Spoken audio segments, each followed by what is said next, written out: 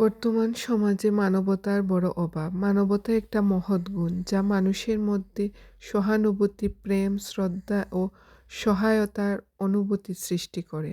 আসসালামু আলাইকুম। সবাই কেমন আছেন?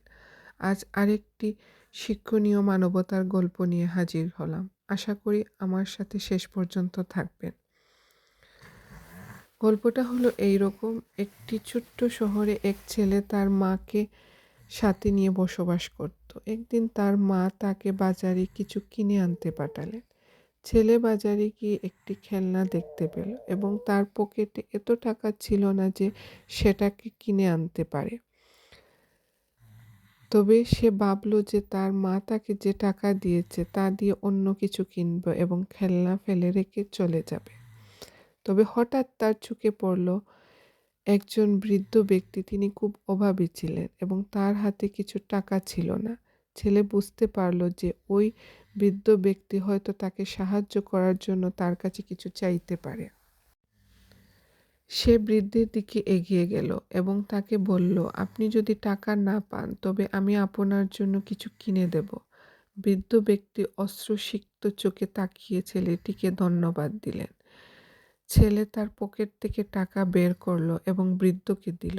সে বলল, এটা আপনার জন্য, আপনি খুশি থাকুন। বাড়ি ফিরে গিয়ে ছেলে তার মাকে বলল, মা, আমি বাজারে গিয়ে যা খুঁজেছিলাম তা কিনতে পারিনি, কিন্তু আমি একজন অভাবী বৃদ্ধকে কিছু সাহায্য করেছি। তার মা খুশি হয়ে বললেন, তুমি আজকে যে কাজটা করলে তা সত্যিই মহান। ইসলামে বলা হয়েছে সৎ কাজ করা, অন্যকে সাহায্য করা এবং সচ্ছলতা ছড়িয়ে দেয়া সবচেয়ে বড় নেক আমল। মানবতা মানুষকে একে অপরের প্রতি সদয়, করুণাময় এবং সমবেদনা প্রদর্শন করতে সাহায্য করে। মানবতা মানব জীবনের মৌলিক মূল্যবোধগুলোর মধ্যে একটি, যা সমাজে শান্তি এবং সহাবস্থানের প্রতিষ্ঠা করতে গুরুত্বপূর্ণ ভূমিকা রাখে। জীবনে সামাজিক দায়িত্ব এবং নৈতিক এবং ভালোবাসার মহত্ব তুলে ধরে।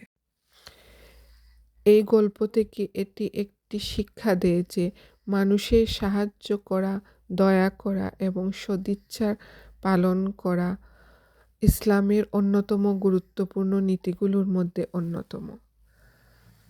আমার সাথে থাকার জন্য ধন্যবাদ এবং আমার এই ভিডিওটি যদি আপনাদের ভালো লেগে থাকে এবং গল্পটা যদি ভালো লেগে থাকে তাহলে লাইক, কমেন্ট এবং শেয়ার দিয়ে পাশে থাকবেন।